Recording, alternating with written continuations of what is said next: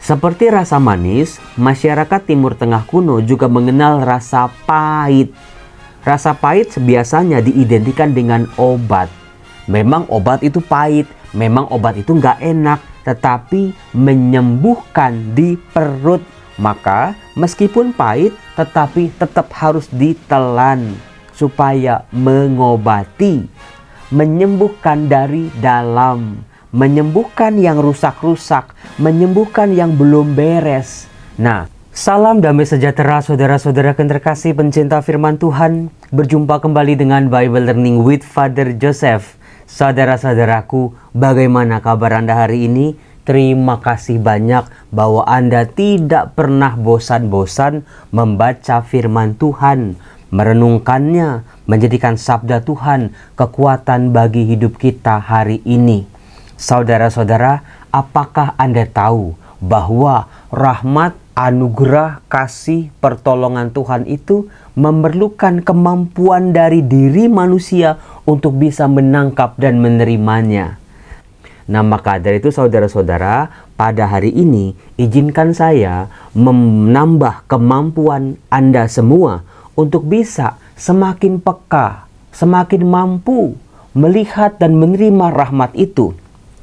Karena ternyata saudara-saudara, dalam relasi kita dengan Tuhan, itu bukannya Tuhan nggak ngasih, bukannya Tuhan itu nggak menolong, bukannya Tuhan itu nggak menjawab doa-doa dan permohonan kita, tapi kita yang kurang peka menangkap kapan Tuhan mengulurkan tangannya, memahami, oh ini ternyata jalan Tuhan, melihat kembali, oh ternyata Tuhan sudah bantu kok. Selama ini aku pikirnya belum pernah dibantu. Nah itu dia. Mari kita menambah kemampuan kita. Semoga setelah kita menambah kemampuan ini, rahmat-rahmat kita pun semakin luas, semakin berlimpah dalam kehidupan kita. Itulah doa-doa saya yang tadi saya panjatkan ketika saya merayakan perayaan Ekaristi.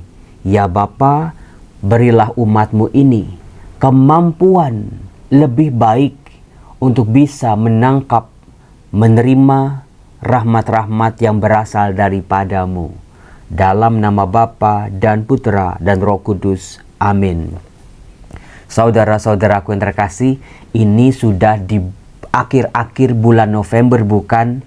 Bacaan-bacaannya itu cukup membingungkan. Karena sebagaimana Anda sudah membaca di bacaan pertama Ekaristi itu biasanya dibacakan kitab Wahyu.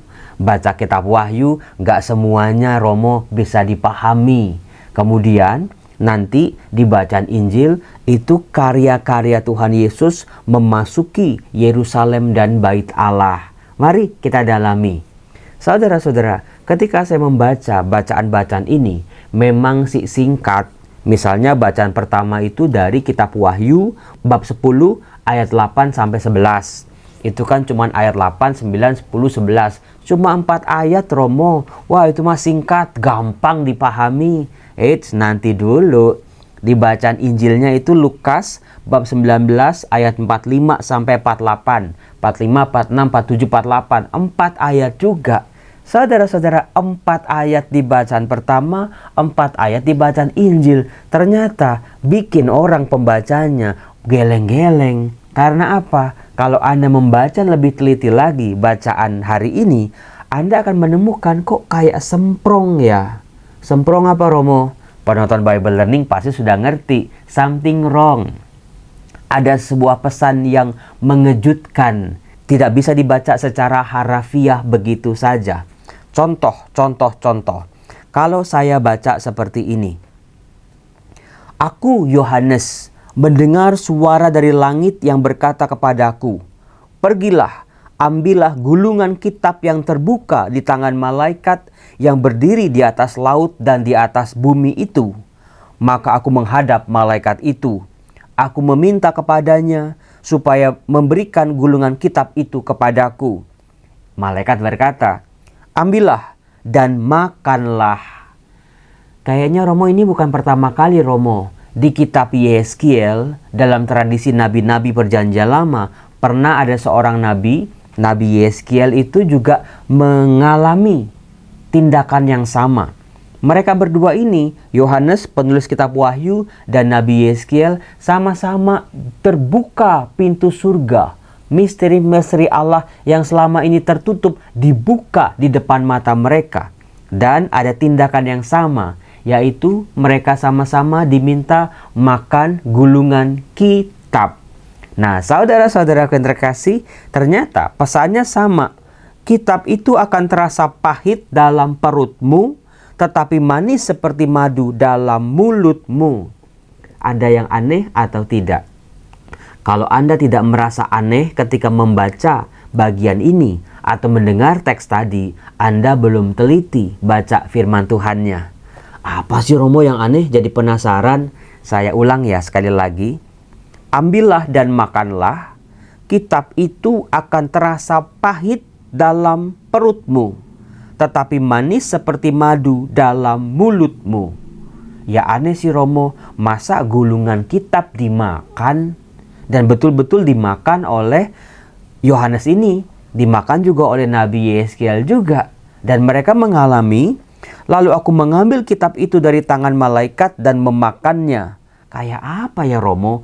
Kayak kue atau kayak roti atau kayak nasi goreng Romo? Kitab, gulungan kitab kok dimakan? Gulungan itu berisi tentang rahasia-rahasia Allah buat hidup manusia di muka bumi ini. Yohanes memberi kesaksian, rasanya manis seperti madu dalam mulutku. Sampai di sini nggak ada problem. Tapi dilanjutkan, tetapi setelah aku makan, terasa pahit dalam perut. Saya tanya kepada Anda, memangnya perut Anda bisa merasakan rasa pahit, rasa manis, rasa asin, rasa asem? Kan nggak bisa. Indra pengecap itu ada di dalam mulut, di dalam lidah kita. Kalau makan permen yang manis-manis, kita makan, oh ya kok rasanya manis. Kalau makan kue-kue basah, itu juga kalau kita makan, ada yang rasa asin, ada yang rasa manis. Kalau kita makan Indomie, mie instan, ataupun nasi goreng, kita makan, kita ngerasanya gurih gitu ya. Kalau kita minum jamu, minum obat, rasanya pahit. Lihat, di mulut kita bisa merasa. Tetapi di perut, waduh, iya juga, benar juga kata Romo Yosef ya. Maka dari sini kita bisa belajar saudara-saudara, enak atau tidak enaknya sebuah makanan. Coba lihat apakah itu bermanfaat nggak buat tubuh kita. Karena soal enak nggak enak itu cuman sampai leher. Begitu masuk ke leher, terus ke dalam perut, kita udah nggak ngerasain lagi. Hati-hati dengan makanan-makanan yang sangat menggiurkan, banyak kolesterolnya, banyak gulanya. Itu cuman jaraknya cuma 15 cm dari tubuh kita. Sisanya kita tanggung akibatnya saudara-saudara, yang positif maupun yang negatif. Iya Romo, manis seperti madu dalam mulutku, pahit dalam perutku. Berarti ini tidak bisa dibaca secara harafiah. Saudara-saudara, dalam tradisi kitab suci, orang-orang Israel 2000, 3000, bahkan 4000 tahun yang lalu, rasa manis itu adalah kesukaan orang-orang pada zaman itu. Orang-orang yang tinggal di padang gurun dengan iklim seperti tanah Timur Tengah kuno itu suka yang manis-manis. Karena rasa manis memberikan energi tambahan. Maka selalu kita lihat itu ada madu, makanan mereka. Ada kurma yang manis-manis. Ada buah ara, itu juga manis-manis. Maka dari itu tidak heran saudara-saudara, rasa manis ini menjadi kesukaan dari anak-anak sampai orang-orang tua. Nah, yang manis-manis mencerminkan kesukaan bagi manusia. Maka ketika Allah memberi gulungan kitab bagi Yohanes dan nabi-nabi ini, itu sebetulnya firman Tuhan, rahasia Allah, rahasia kehendaknya yang menyelamatkan adalah kesukaan bagi manusia, yang dicari oleh manusia, yang membuat manusia pengen lagi. Seperti kita makan gula kan, itu sebetulnya kan menumpuk-numpuk, menimbulkan sebuah rasa pengen, nambah lapar, bukan? Seperti itulah kasih Allah, seperti itulah firman Allah, seperti itulah kehendak Allah buat hidup kita. Kalau kita udah tahu, kalau kita udah menemukan, itu nagih, itu nambah, pengen tahu lagi, pengen dapat lagi, pengen dapat lagi. Itu tentang sabda Allah. Tetapi saudara-saudara, ternyata ada gerakan di sini. Begitu yang manis di mulut itu, ternyata pahit di perut. Seperti rasa manis, masyarakat Timur Tengah kuno juga mengenal rasa pahit. Rasa pahit biasanya diidentikan dengan obat. Memang obat itu pahit, memang obat itu nggak enak, tetapi menyembuhkan di perut, menyembuhkan dari dalam, menyembuhkan yang rusak-rusak, menyembuhkan yang belum beres. Nah, maka meskipun pahit, tetapi tetap harus ditelan supaya mengobati, menyembuhkan, dan memberi keselamatan. Itulah firman Tuhan, itulah rencana kehendak Tuhan. Maka pinter-pinterlah saudara-saudara menangkap, mencari kehendak Allah seperti kesukaan buat manusia. Dan biarlah sabda Allah itu mengobati luka-luka, segala sakit penyakit, segala hal-hal yang belum beres dalam diri kita. Nah, yang menarik adalah di ayat 11 dikatakan, maka malaikat itu berkata kepadaku, engkau harus bernubuat lagi kepada banyak bangsa, kaum, bahasa, dan raja. Jadi, gulungan kitab rahasia kehendak Allah yang dimakan oleh Yohanes manis, lalu di dalam perut itu kok pahit, ada gejolak di situ, tetapi juga harus dikeluarkan berupa nubuat. Maka pewartaan, pengajaran tentang kitab suci, kesaksian demi kesaksian yang kita berikan, yang keluar dari mulut kita, haruslah hasil dari sebuah pengolahan. Bagaimana pergumulan kita dalam kehidupan ini berjumpa dengan kehendak Allah dan juga tunduk pada kehendak itu. Bagaimana kebaikan-kebaikan Tuhan datang setiap hari, setiap saat dalam kehidupan kita. Saudara-saudaraku yang terkasih, makanya dalam Mazmur bab 119 selalu dikatakan yang manis-manis itu adalah titah-titah Tuhan, Taurat Tuhan, perintah-perintah Tuhan, aturan-aturan Tuhan yang harusnya menjadi kesukaan bagi manusia. Nah, saudara-saudara, yang semprong itu bukan sekedar bacaan pertama. Di bacaan Injil, meskipun singkat, juga ada sesuatu yang menggelitik sebetulnya. Dikatakan begini, pada waktu itu Yesus tiba di Yerusalem dan masuk ke bait Allah. Saya tanya kepada Anda, dalam Injil Lukas sudah berapa kali Tuhan Yesus datang dan pergi ke Yerusalem dan ke bait Allah? Sudah sering Romo, waktu umur 8 hari dipersembahkan di bait Allah, Tuhan Yesus dibawa ke bait Allah. Waktu umur 12 tahun, Yesus dibawa ke bait Allah, bahkan sempat hilang di situ. Dikatakan tiap-tiap tahun Tuhan Yesus dibawa oleh orang tuanya ke bait Allah. Pergi ke bait Allah adalah kewajiban setiap orang-orang Yahudi pada zaman Yesus, karena disitulah mereka merayakan Paskah. Maka bisa kita bayangkan saudara-saudara, sudah cukup sering sekali Tuhan Yesus datang dan pergi, keluar masuk ke daerah pelataran bait Allah. Dalam kisah-kisah sebelumnya juga sering kali digambarkan bagaimana pengajaran dan karya-karya Yesus di bait Allah. Tetapi yang di Lukas 19 ini aneh bin ajaib. Karena apa? Mulailah Yesus mengusir semua pedagang di situ. Anda ada nggak, menemukan nggak sesuatu yang aneh? Kalau Anda tidak menemukan apa-apa, mungkin bacanya belum serius. Dikatakan tadi sudah saya katakan, Tuhan Yesus sudah datang pergi ke bait Allah. Kenapa baru hari ini, baru kali ini Tuhan Yesus mengusir semua pedagang itu? Sebelum-sebelumnya enggak. Sebelum-sebelumnya Yesus nggak ngapa-ngapain. Kenapa baru kali ini? Ya enggak? Ya Romo ya. Kenapa baru saat itu saja? Lalu Tuhan Yesus mengatakan, rumahku adalah rumah doa, tetapi kalian telah menjadikannya sarang penyamun. Di situ Tuhan Yesus pada waktu itu, di hari itu, mau meluruskan apa yang belum beres dalam hidup masyarakat Yahudi, dalam kehidupan rohani mereka. Di pelataran bait Allah pun mereka jadikan tempat berdagang. Dari situ saya belajar, saudara-saudara, bukannya Tuhan Yesus membiarkan para pedagang-pedagang itu bertahun-tahun berdagang di situ, tapi semuanya ada yang namanya waktu perkenanan Tuhan, waktu rahmat Tuhan, waktu yang sudah ditetapkan oleh Tuhan. Itulah yang terjadi hari itu.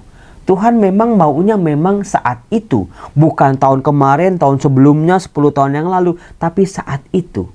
Maka dari sini saya belajar, saudara-saudara. Hidup itu adalah soal pinter-pinter. Menemukan pesan Tuhan, bantuan Tuhan, rahmat Tuhan, pertolongan Tuhan di hari-hari yang sudah ditentukan oleh Tuhan. Maka dari itu saudara-saudara, mulai hari ini ya, setelah Anda mendengar video ini, cobalah tambahkan kemampuan Anda.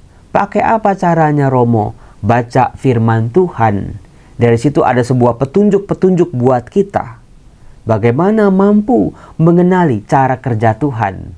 Oh, cara kerja Tuhan menyuruh yang saya baca dalam kitab suci, kita harus berproses, kita harus bersabar. Maka dalam menanti waktu Tuhan saya juga harus sabar nih. Dengan kesabaran saya lebih menemukan pertolongan Tuhan. Daripada ketika saya maunya buru-buru, maunya cepet-cepet, maunya instan, malah nggak dapat apa-apa. Maksudnya itu, kitab suci mengajarkan kepada kita supaya kita mengalami keselamatan, mengampuni menjadi kunci. Oh, berarti Romo saya harus mengampuni nih. Maka pinter-pinterlah dalam hari-hari, setiap detik kehidupan Anda menangkap rahmat yang datang dalam kehidupan kita. Karena seringkali diri kitalah yang menyia-nyiakan, menganggap remeh, sehingga rahmat itu berlalu begitu saja.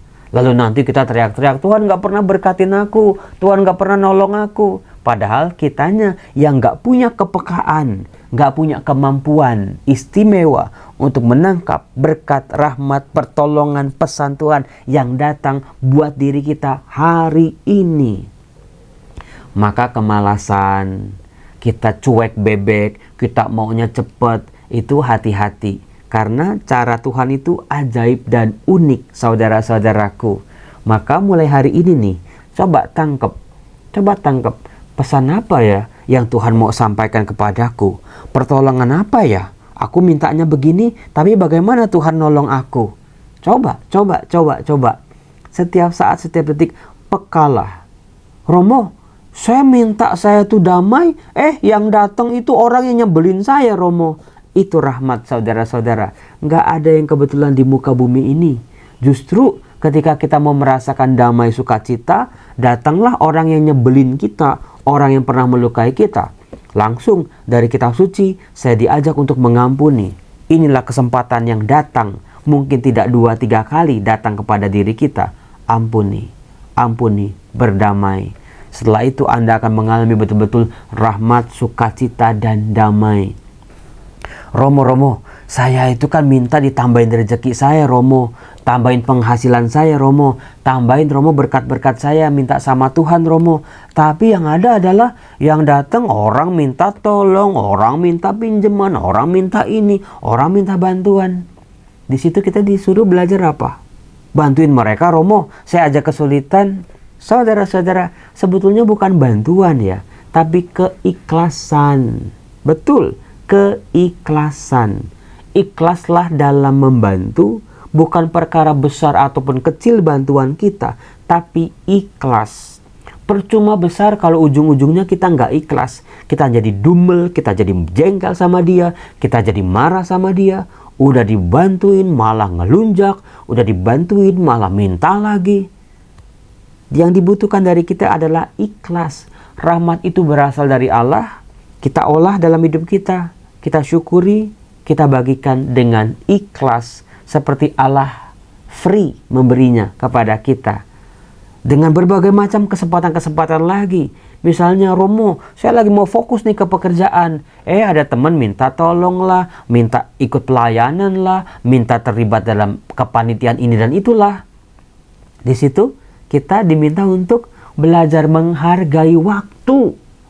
Mungkin tanpa kesibukan ya kita jalaninya ya biasa-biasa aja.